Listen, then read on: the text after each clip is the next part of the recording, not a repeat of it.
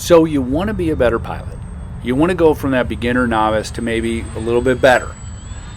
For me, making that transition, one of the many things that I worked on that helped was my rudder skills. Prior, rudder was really good for taxiing. Maybe I was mixing in a little bit on some of my planes, doing coordinated turns, but not a whole lot. As soon as I started really focusing and flying differently using the rudder, it really changed my confidence level and it enabled me to do some cool stuff. So in this video, that's what I'm going to cover. First, why do you care? And second, how do you get there? What are some of the training tools that I use to help me along the way? I hope you stick around. If you have any questions, leave a comment. Thanks a lot. One of the most important things, taking off. If you have a tail dragger, you've done this. You've punched that motor and your plane shoots left, flips over in the grass, and you're like, what the heck's going on? Well, there's the rudder. In order to be able to take off smooth down the middle, you need to know how to do a tail dragger takeoff with a rudder. I've done a bunch of videos on just taking off with the tail dragger. You might want to check that out. But number one, taking off. While landing, there are times where you're not going to line up perfectly. And there are times when, like right there, if I didn't give a little left rudder, I would have been in the grass, flipped over, and probably damaged my plane. Crosswind landings are kind of fun. And if you're not comfortable with the rudder and opposite aileron in some cases, you're going to have a rough day. But it's fun to practice, and you got to use a rudder.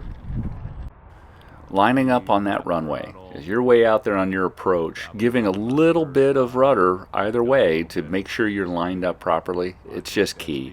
It really helps make sure landings look a lot better when you're down the middle.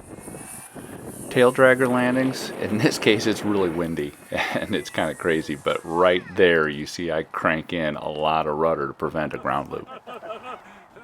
Alright, now you saw some critical things on why you need to use rudder. Now here's some goofball fun stuff, whether it's here doing some donuts or some mild aerobatics. I'm going to kind of go through some of those things and just again to remind you how important it is to focus on the rudder.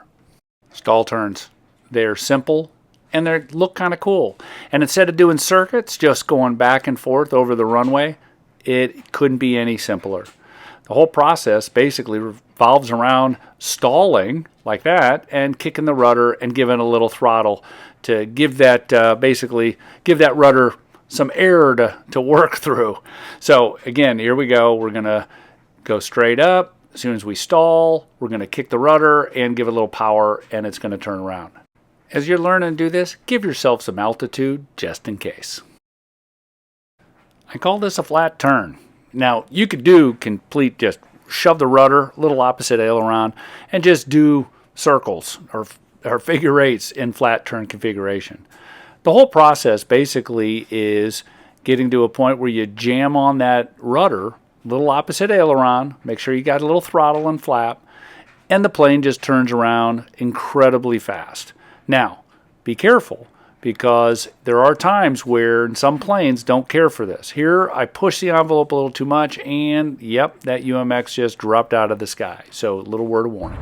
It's fun to just kind of do a full rudder, opposite aileron, kind of slip. Awfully fun. At some point, you're going to want to do maybe some 3D stuff. And a lot of times you're going to be, I don't want to do 3D. Let me tell you something. 3D requires a lot of rudder. And by practicing 3D types of maneuvers, you start learning the rudder very well. So before you go out and buy yourself a fancy dedicated 3D plane, I suggest getting one of these flat foamies. If you look at the maneuvers I'm doing, it is all rudder. Doing hovers, harriers, rudder, rudder, rudder. Look, you can use whatever plane you have. I'm doing a lot with my FMS Ranger, Cessna, Maul. You could do it with Apprentice, heck, an Aero Scout probably. As long as you have enough rudder throw, you have a high wing, and give yourself that altitude. I think this crack yak, this flat foamy, is probably one of the best trainers I have for this kind of thing. One, it's bomb-proof. It's really durable. 2, in order to do these maneuvers, if you watch, that rudder and elevator, everything's going at the same time, and you're really working on that muscle memory to start using that rudder as an automatic thing. So, good luck. I highly recommend you getting one of those, practicing some of the things I kind of mentioned, and have fun with it. But most importantly, start using that rudder. It'll really up your game. Thanks.